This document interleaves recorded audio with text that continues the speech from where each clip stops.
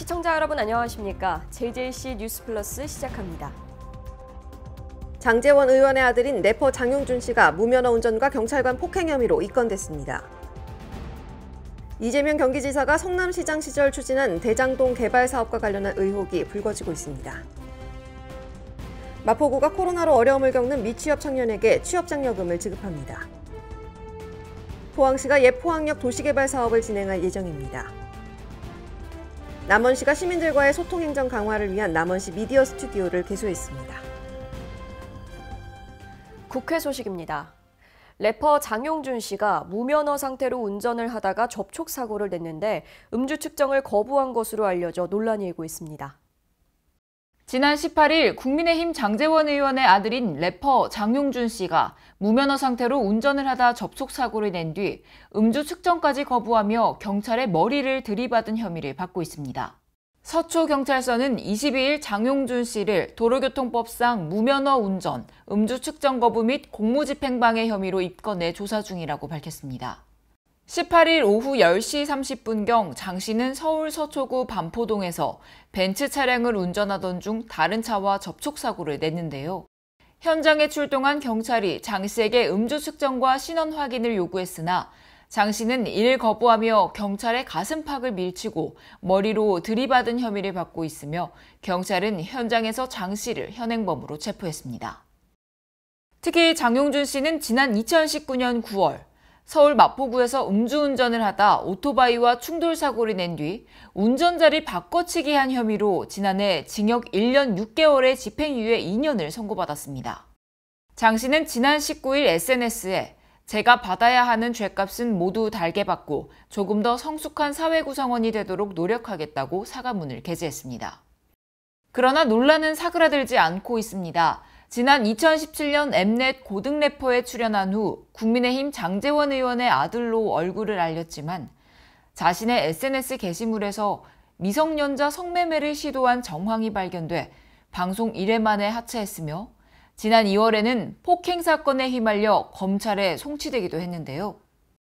그는 과거 자신의 SNS에 거침없이 욕을 내뱉고 자신의 아버지가 국회의원이라는 사실도 노골적으로 드러냈습니다. 장용준 담배 피면서 인생 얘기 를 하고 있네. 내 오른손목 걸고 약속할게. 내 야근 안 해. 야, 우리 아빠가 누군데? 내 약하면 내 모가지만 날라가냐? 한편 23일 청와대 국민청원 게시판에는 장제원 의원의 국회의원직 박탈을 원한다는 제목의 청원과 장용준 엄벌을 촉구하는 청원글도 올라왔습니다. 또한 이번 사고 당시 장용준 씨가 몰았던 벤츠 차량의 소유자가 누구인지에 대한 의혹도 제기되고 있어 앞으로의 조사 결과에 이목이 집중되고 있습니다. 이재명 경기지사가 성남시장 시절 추진한 대장동 개발 사업 관련 의혹에 정치권 공방이 일파만파로 커지고 있는데요.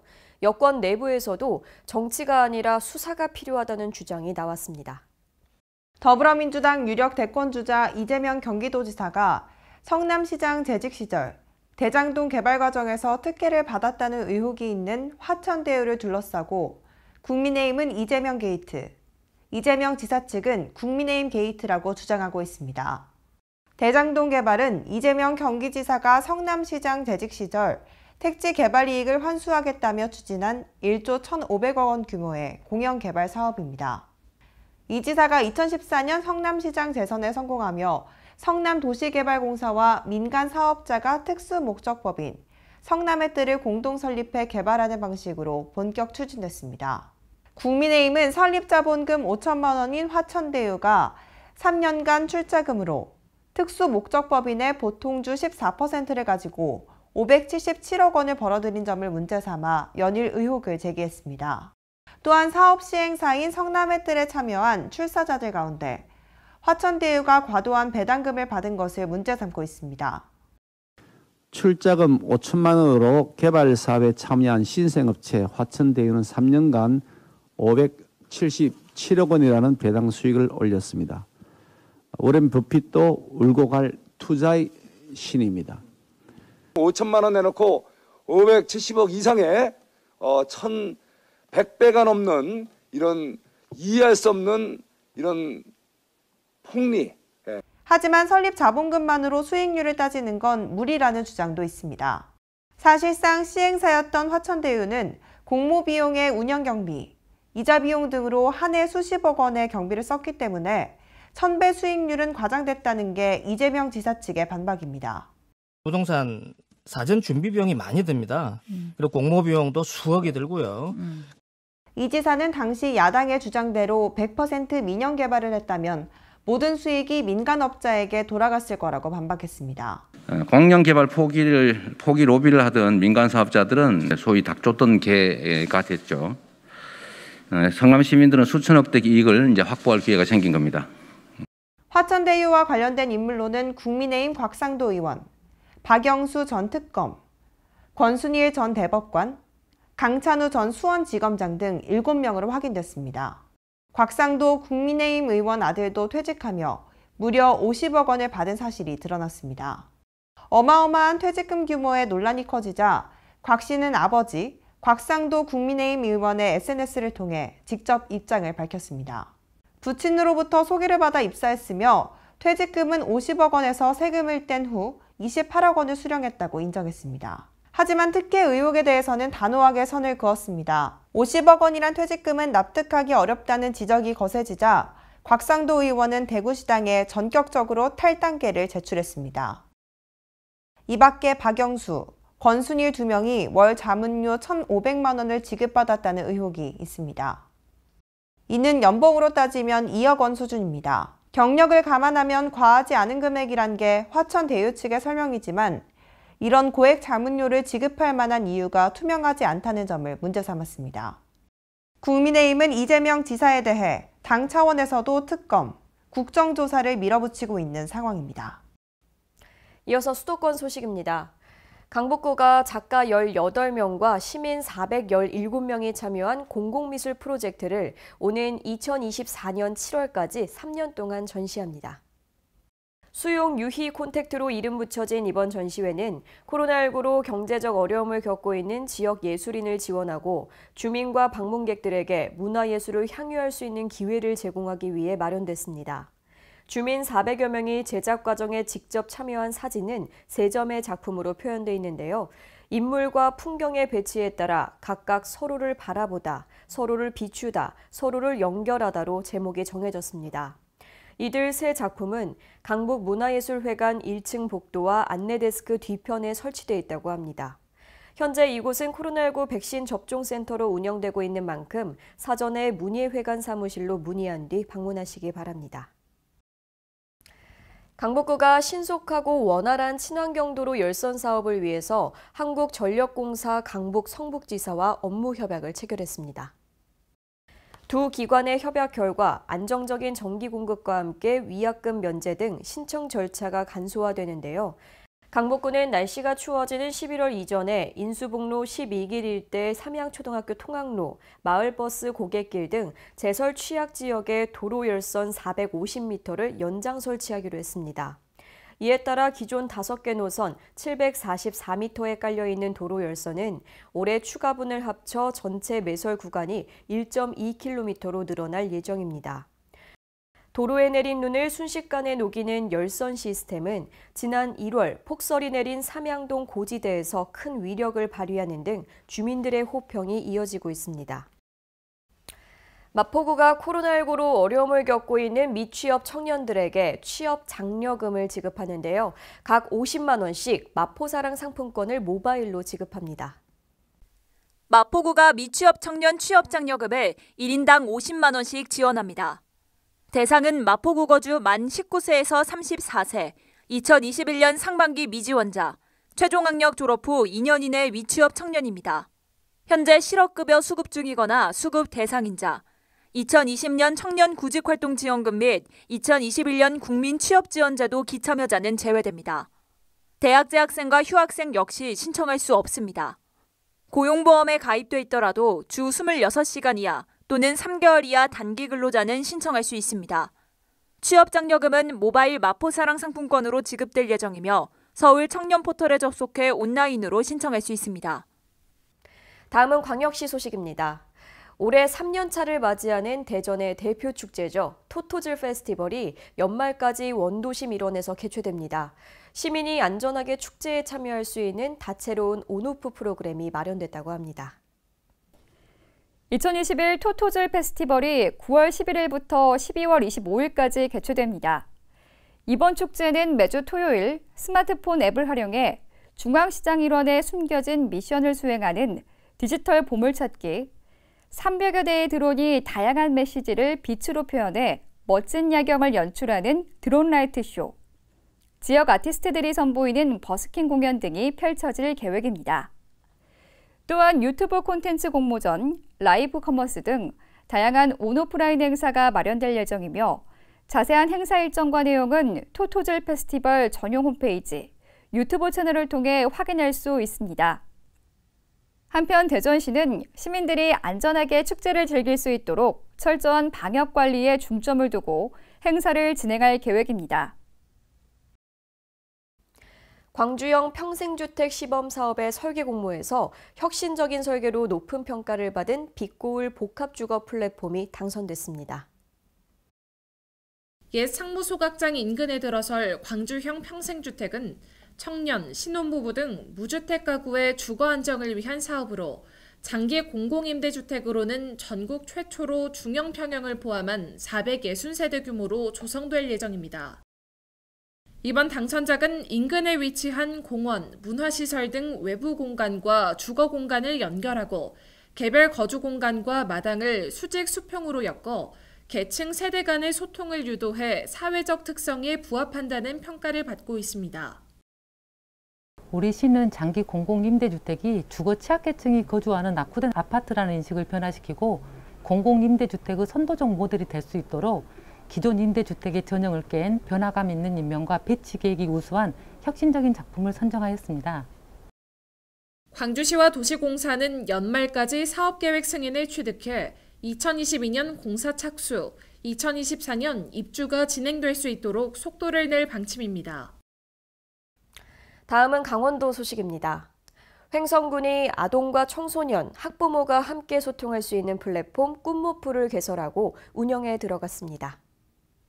코로나19로 인해 아동, 청소년들이 오프라인 공간에서 만날 수 있는 기회가 줄어들자 군에서 이들이 모여 편안하게 소통할 수 있는 온라인 공간인 카카오톡 채널 꿈이 모이는 플랫폼 꿈모프를 개설했습니다.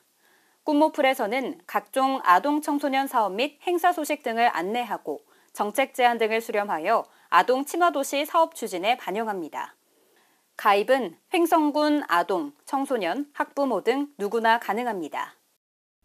계속해서 충청도 소식입니다.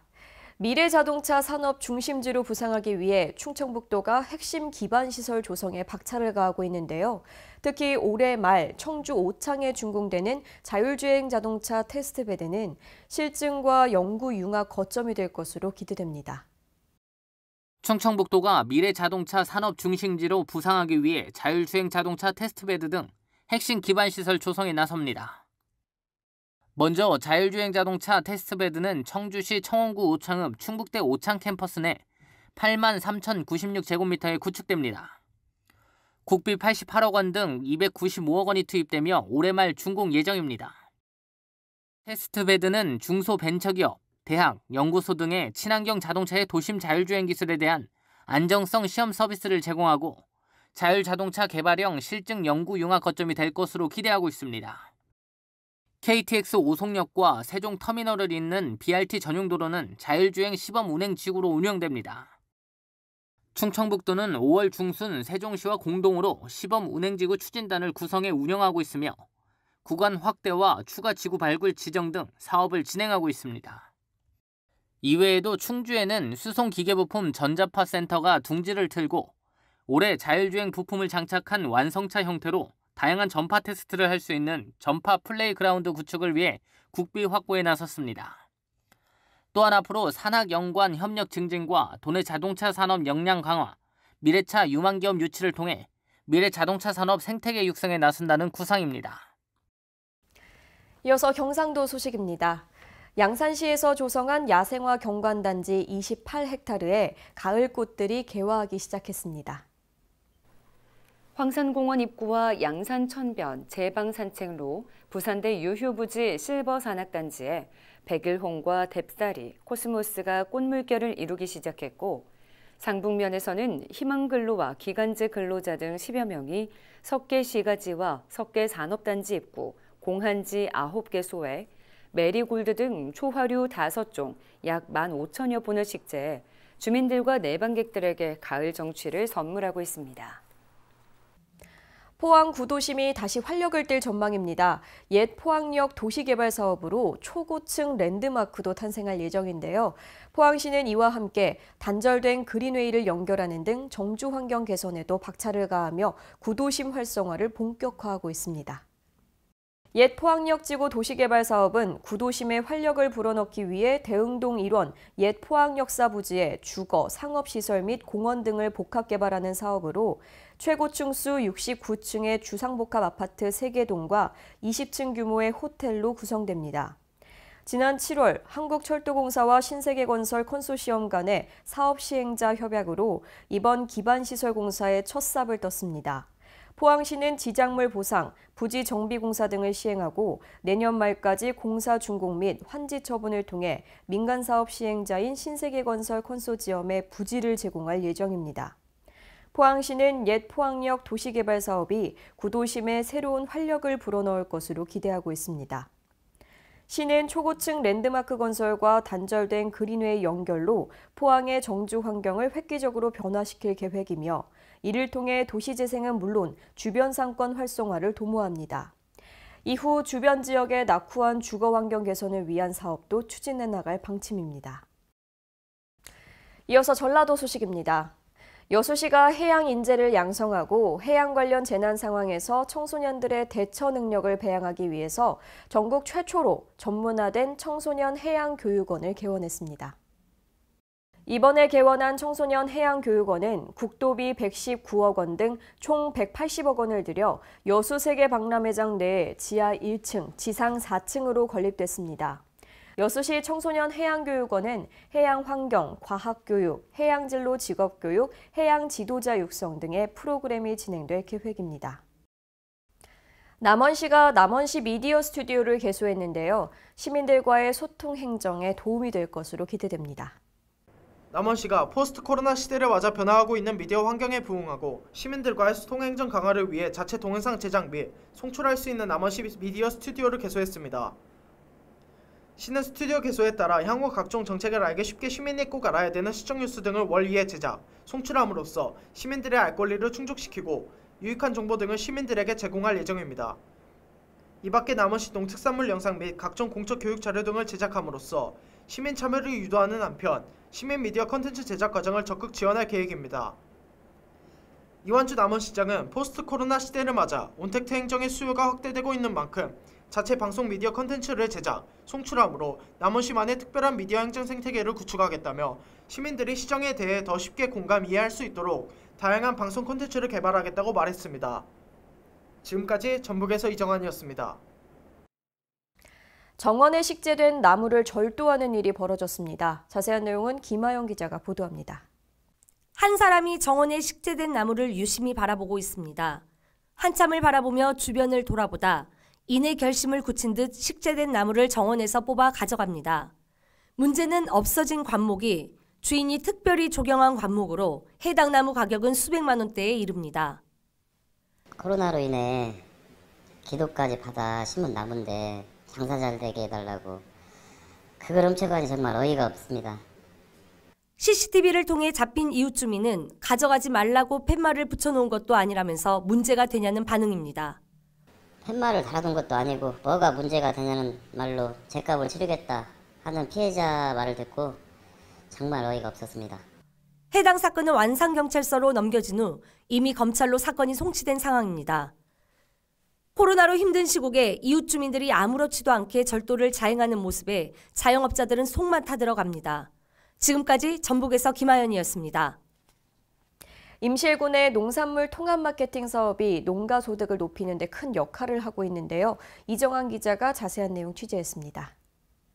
임실군의 농산물 통합 마케팅 사업이 농가 소득을 높이는 큰 효자 역할을 해내고 있습니다. 분에 따르면 조합 공동사업법인 농산물산지유통센터의 매출은 180억 원으로 지난해 같은 기간보다 49% 증가한 성장률을 나타냈습니다. 임실군은 최근 이 같은 사업 실적을 토대로 올해 사업 실적 보고 및 사업 계획 변경을 위한 제3차 농산물 통합 마케팅 협의회를 열고 품목별 성과를 분석했습니다. 임실 신민군수는 임실군 대표 농산물 마케팅 전문 조직을 더욱 육성 발전시켜 시장 변화에 능동적으로 대응해 나가겠다며 지역 농가 소득을 증대시키고 더 많은 혜택이 가도록 노력하겠다고 말했습니다. 지금까지 전북에서 이정환이었습니다.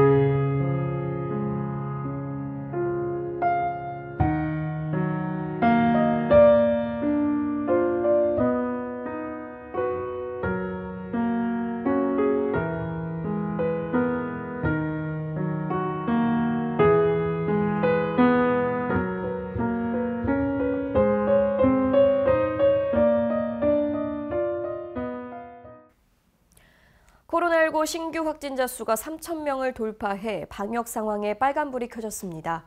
정부는 확산세를 차단하고자 다음 달 초부터 접종 간격을 단축하기로 했는데요.